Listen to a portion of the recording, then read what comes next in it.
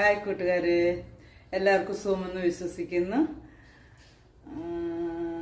ഇവിടെ ഇപ്പൊ ഭയങ്കര മഴയാടാ, എന്നും മഴയാ. നാട്ടിലത്തെ പോലെ തന്നെയാണ് ഇപ്പൊ.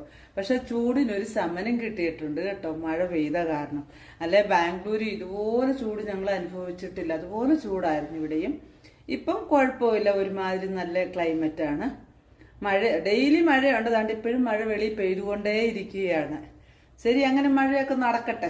ഇപ്പം ഞാൻ ഇന്ന് എന്താന്ന് വെച്ചാല് ഒരു തേങ്ങ വെച്ചൊരു പലഹാരം ഉണ്ടാക്കാമെന്ന് കരുതിയാണ്.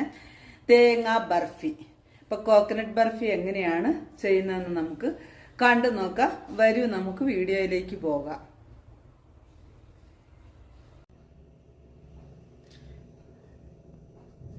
ഇതിലേക്ക് ഞാനിപ്പം 3 കപ്പ് തേങ്ങ എടുക്കുന്നുണ്ട്. ഈ കപ്പിന് 3 കപ്പ് തേങ്ങയാണ് എടുക്കുന്നത്. തേങ്ങ നമുക്ക് മിക്സിയുടെ ജാറിനകത്തോട്ട് ഇട്ടിട്ട് നമുക്കൊന്ന് പൾസ് മോഡിലൊന്ന് അടിച്ചെടുക്കാം. കാരണം നമ്മൾ തിരുമ്പുമ്പോൾ വലുതായിട്ടാണ് തേങ്ങ ഇരിക്കുന്നത്. ചെറിയ തേങ്ങ നമ്മൾ അതെടുക്കുമ്പോൾ ഇച്ചിരി കട്ടിയായിട്ടൊക്കെ ഇരിക്കും. നമ്മൾ അതൊന്ന് പൊടിച്ചെടുക്കണം നമുക്ക്. അപ്പം നമുക്കിത് മിക്സിയുടെ ജാറിലിട്ടൊന്ന് പൊടിച്ചെടുത്തുകൊണ്ട് വരാമേ. എങ്ങനെയാന്ന് വെച്ചാൽ നമ്മൾ പൾസ് മോഡിലിട്ടൊന്ന് ഒരു 2-3 വട്ടം നിർത്തി ഒന്ന് ചുറ്റിച്ചെടുത്താൽ മതി. അത് മതിയേ. അങ്ങനെ ഞാൻ എടുത്തുകൊണ്ട് വരാമില്ല. അതിനുശേഷം ഇതിനകത്തോട്ട് നമുക്കൊരു 3.5 സ്പൂണ് പാൽപ്പൊടിയും കൂടെ ചേർത്ത് കൊടുക്കാം.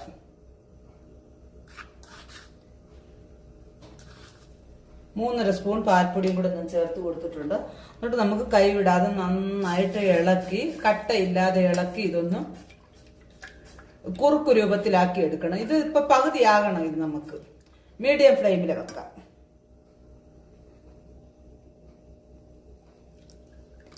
ഇത് മീഡിയം ഫ്ലെയിമിൽ വെച്ച് ഇങ്ങനെ കുറുക്കി എടുക്കണം. 3/4 കപ്പ് പാല് നമുക്കൊരു 1/4 കപ്പ് ആകണം ആ അളവിന്.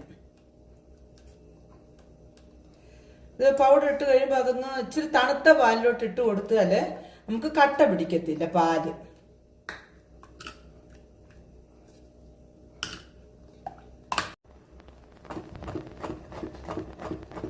ഇപ്പൊ ഒരു 5 മിനിറ്റോളം ആയിട്ടുണ്ട് നമ്മുടെ പാല് നമുക്കിവിടെ കുറുകി വരാനായിട്ട്. ഈ കുറുകി അത്രയും മതിയേ. നമുക്കിതിപ്പോ വേറൊരു പാത്രത്തിലോട്ട് മാറ്റാം. ഇത് അപ്പൊ അവിടെ ഇരുന്നൊന്ന് തണുക്കട്ടെ. ഇത് അടുത്തതായിട്ട് നമ്മുടെ പാൻ അടുപ്പിൽ വെച്ചിട്ട് നമ്മള് പൊടിച്ചെടുത്ത തേങ്ങ ഉണ്ടല്ലോ, ആ തേങ്ങ നമുക്ക് മീഡിയം ഫ്ലെയിമിലിട്ടൊന്ന് വറുത്തെടുക്കണം. ഒത്തിരി ഒന്നും വറക്കണ്ട, ഒരു ആ വെള്ളമയമൊക്കെ ഒന്ന് പോയി കിട്ടണം. ഇതിന് കുറെ സമയം എടുക്കും, ഒരു 5 മിനിറ്റ് കൂടുതലാകും. ഇത് മീഡിയം ഫ്ലെയിമിൽ വെച്ചാൽ മതി. നമുക്ക് ഒത്തിരി അങ്ങ് ഹൈ ഫ്ലെയിമിലൊന്നും വെക്കരുത്, മീഡിയം ഫ്ലെയിമിൽ വെച്ചിട്ട് നമുക്ക് നന്നായിട്ടൊന്ന് വറുത്തെടുക്കാം. തേങ്ങയുടെ കളർ ഒന്നും മാറരുത്, ആ വെള്ളയായിട്ട് തന്നെ ഇരിക്കണം. നമുക്ക് ആ വെള്ളമയം എല്ലാം ഒന്ന് പോയി കിട്ടണം.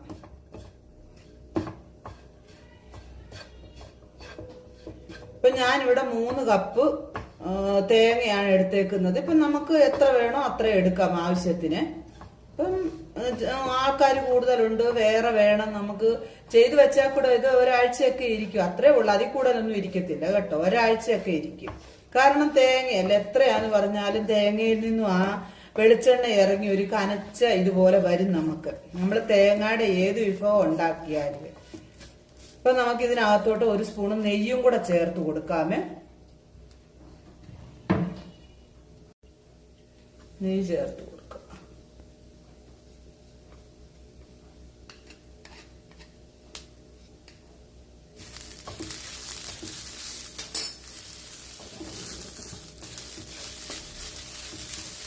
നമുക്ക് നന്നായി ഇളക്കാം.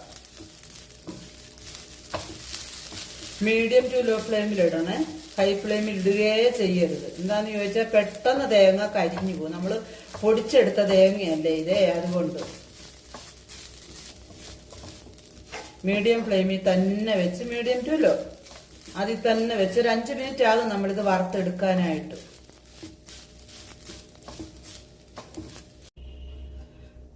ഏകദേശം 5 മിനിറ്റോളം ആയിട്ടുണ്ട്. നമ്മുടെ തേങ്ങ ഇപ്പൊ ഇവിടെ നന്നായി ചൂടായി, ആ എണ്ണമയോ വെള്ളമയോ ഒക്കെ ഒന്ന് പോയി കിട്ടിയിട്ടുണ്ട്. നമുക്കിതിനകത്തോട്ട് ഇനി ശർക്കര ചേർത്ത് കൊടുക്കാം. ഞാൻ തേങ്ങ എടുത്ത അതേ കപ്പിൽ തന്നെ 1.5 കപ്പ് ശർക്കര എടുത്തിട്ടുണ്ട്. ഇത് പൊടിയാണ് കേട്ടോ. നമുക്ക് ഉണ്ടയാണെങ്കിൽ നന്നായിട്ട് പൊടിച്ച് മിക്സിക്കകത്തിട്ടൊന്ന് പൾസ് മോഡിലിട്ടൊന്ന് അടിച്ചെടുത്തേച്ച് വേണം ചേർക്കാന്. ഉണ്ട ശർക്കരയാണെന്നുണ്ടെങ്കിൽ, നമുക്ക് ഇങ്ങനെ പൊടിയാണെങ്കിൽ, കളറുള്ള പൊടിയാണെങ്കിൽ അതാണ് ഏറ്റവും നല്ലത്. അപ്പൊ ഞാനിവിടെ പൊടി ശർക്കരയാണ് എടുത്തേക്കുന്നത്. ഇതിനകത്ത് ഡസ്റ്റോ അങ്ങനെയുള്ള കാര്യങ്ങളൊന്നുമില്ല. അത് കാരണം ഞാൻ ഇത് തന്നെയാണ് എപ്പോഴും യൂസ് ചെയ്യാറ്. ഇപ്പൊ നമുക്കിത് അരിക്കേണ്ട ആവശ്യമൊന്നുമില്ല, അല്ലെങ്കിൽ നമ്മൾ അരിച്ചൊക്കെ എടുക്കണ്ടായോ, ഇത് അതിന്റെ ആവശ്യമൊന്നുമില്ല. ഇത് നമുക്ക് ഇനി നന്നായി മിക്സ് ചെയ്ത് ഒരു 5 മിനിറ്റ് എങ്കിലും ഇത് നന്നായി മിക്സ് ചെയ്ത് ഈ പാനിയൊക്കെ ഇതിലിറങ്ങണം. ഈ തേങ്ങയുടെ പാനിയെല്ലാം ഇതിലിറങ്ങി, വെല്ലത്തിന്റെ പാനിയെല്ലാം ഇറങ്ങി അതൊരുമാതിരി പേസ്റ്റ് രൂപത്തിലാകും. ഇത് കട്ടിയാകും. അത് നമുക്ക് ചൂടാകെ നമുക്ക് മനസ്സിലാകും. നമുക്കത് മീഡിയം ഫ്ലെയിമിൽ തന്നെയാണ് ഇപ്പൊ സ്റ്റൗ വെക്കേണ്ടത്, കൂട്ടി വെക്കരുത്. നമുക്ക് ചൂടാക്കി എടുക്കാം. ഒരു 5-6 മിനിറ്റ് എടുക്കും ഇതിപ്പോ ചൂടായി വരാൻ. ശർക്കരയൊക്കെ ഒന്ന് മെൽറ്റായി വരണം. ഈ തേങ്ങയുടെ ചൂടിൽ തന്നെ അത് മെൽറ്റായി പോകും. പ്രത്യേകം ശ്രദ്ധിക്കണം, തീ ഒരിക്കലും കൂട്ടി വെക്കരുത്. കൂട്ടി വെച്ച് കഴിഞ്ഞാൽ പെട്ടെന്ന് ഇത് കരിഞ്ഞു പോകും കേട്ടോ. കരിഞ്ഞു പോയാൽ പിന്നെ നമുക്ക് കൊള്ളത്തില്ല. ഇച്ചിരി സമയം എടുത്താലും വേണ്ടവില്ല. നമ്മള് ലോ ഫ്ലെയിമിൽ തന്നെ, മീഡിയം ഫ്ലെയിമിൽ തന്നെ വെച്ചിത് മെൽറ്റാക്കി എടുക്കണം. എന്നിട്ട് ഇപ്പൊ നമുക്ക് ഒരുമാതിരി എല്ലാം മെൽറ്റായി വന്നിട്ട് ഇപ്പൊ ഒരു 3 മിനിറ്റോളം ആയിട്ടുണ്ട്. ഏകദേശം ഒരു 5 മിനിറ്റ് കൂടുതൽ വേണം നമുക്കിത്.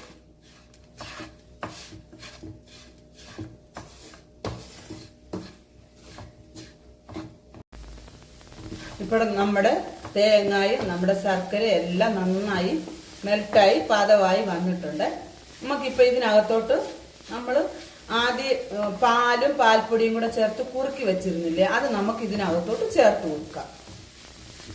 നമ്മുടെ ഫ്ലെയിം ഇപ്പോഴും ഇതിൽ ലോ ഫ്ലെയിമിൽ തന്നെയാണ് ഇരിക്കുന്നത്. നമുക്ക് ഇത് ഇതിനകത്തോട്ട് ചേർത്ത് കൊടുക്കാം.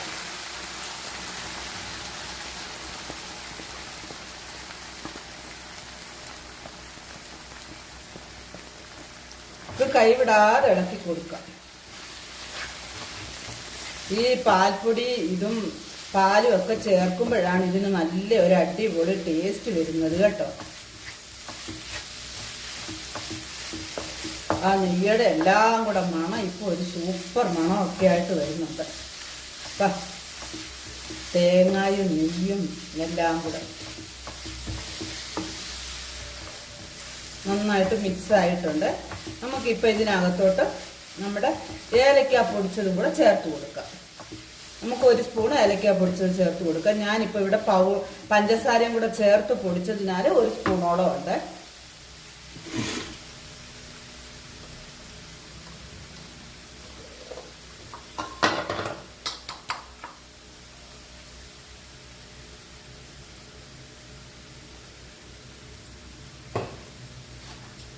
നമുക്കിവിടെ സ്റ്റൗ ഓഫ് ചെയ്യാം.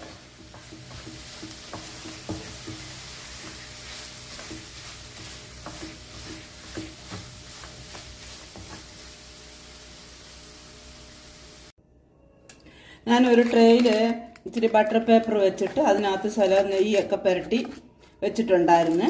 ഓൾറെഡി അത് ഞാൻ ചെയ്ത് വെച്ചായിരുന്നു. എന്നിട്ട് നമ്മുടെ ഈ തേങ്ങാ മിശ്രിതം ഞാൻ ഇതിനകത്തോട്ട് ഇട്ട് കൊടുത്ത് നമുക്കൊന്ന് ലെവൽ ചെയ്ത് 2 മണിക്കൂർ നമുക്ക് റൂം ടെമ്പറേച്ചറിൽ തന്നെ വെക്കാം. ഇത് അല്ല ഇച്ചിരി കട്ടിയായിട്ട് വേണമെന്നുണ്ടെങ്കിൽ നമുക്ക് ഫ്രിഡ്ജിൽ വെച്ചുകൂടെ തണുപ്പിച്ചെടുക്കാം. ഇപ്പം ഞാനിങ്ങനെയാണ്. ഇപ്പം നമുക്ക് ഏത് ഷേപ്പിൽ വേണേൽ ആ ഷേപ്പിലും എടുക്കാം. നമുക്ക് എന്തെങ്കിലും കുപ്പിയുടെ അടപ്പവോ അങ്ങനെ വല്ലതൊക്കെ എടുത്തിട്ട് അതിനകത്ത് വേണേലും നമുക്ക് ഒരു ഷേപ്പ് കൊടുത്തെടുക്കാം. ഞാനിപ്പോൾ ഇങ്ങനെയാണ് എടുത്തത്. നമുക്കിതിപ്പോൾ കട്ട് ചെയ്യാൻ പറ്റും. അങ്ങനെ നമ്മുടെ തേങ്ങാ പലഹാരം ഇവിടെ റെഡി ആയിട്ടുണ്ട്. ഇനി തണുക്കട്ടെ. തണുത്ത് കഴിഞ്ഞിട്ട് നമുക്കിത് കട്ട് ചെയ്ത് നോക്കാം എങ്ങനെയുണ്ടെന്ന്.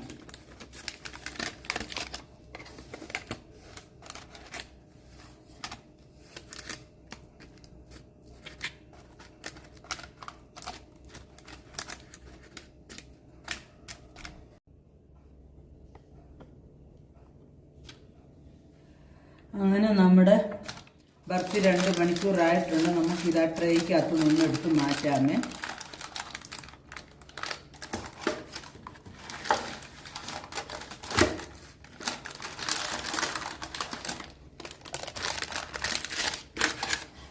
ഇതിനകത്ത് വെച്ച് കട്ട് ചെയ്യാൻ നോക്കിയതാണ്, പക്ഷെ അത് കട്ട് ചെയ്യാൻ പറ്റിയില്ല. കാരണം അത് തടയുന്നു, അതുകൊണ്ടാണ്. നമുക്ക് എത്രയും വലിപ്പത്തിൽ വേണം നമുക്ക് അത്രയും വലിപ്പത്തിൽ കട്ട് ചെയ്തെടുക്കാം.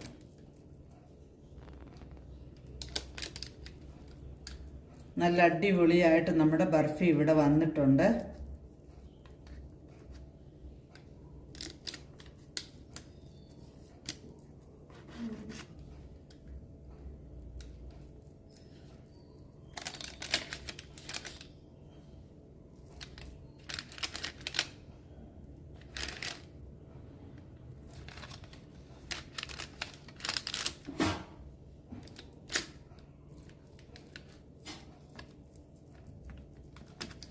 നമ്മളിതിനിപ്പോൾ വേണമെങ്കിൽ നമുക്ക് ഫ്രിഡ്ജിൽ വെച്ച് തണുപ്പിച്ച് ഇച്ചിരി നേരം ഏറെ വെച്ച് തണുപ്പിച്ചാൽ നമുക്ക് നല്ല കട്ടിയായിട്ട് കിട്ടും. ഇപ്പം നമുക്ക് ഈ രീതിയിലാണ് കിട്ടിയിരിക്കുന്നത്.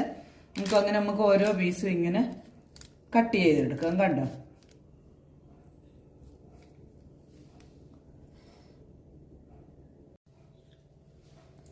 ഫ്രണ്ട്സ്, അങ്ങനെ നമ്മുടെ അടിപൊളിയായിട്ടുള്ള തേങ്ങ ബർഫി ഇവിടെ റെഡി ആയിട്ടുണ്ട്. കോക്കനട്ട് ബർഫി ഇവിടെ റെഡി ആയിട്ടുണ്ട്. എല്ലാവരും ഒന്ന് ചെയ്തു നോക്കുക. റെസിപ്പി ഇഷ്ടമായ ലൈക്ക് ചെയ്യുക, ഷെയർ ചെയ്യുക. മറ്റൊരു നല്ല റെസിപ്പിയുമായി വീണ്ടും കാണാം. Bye bye.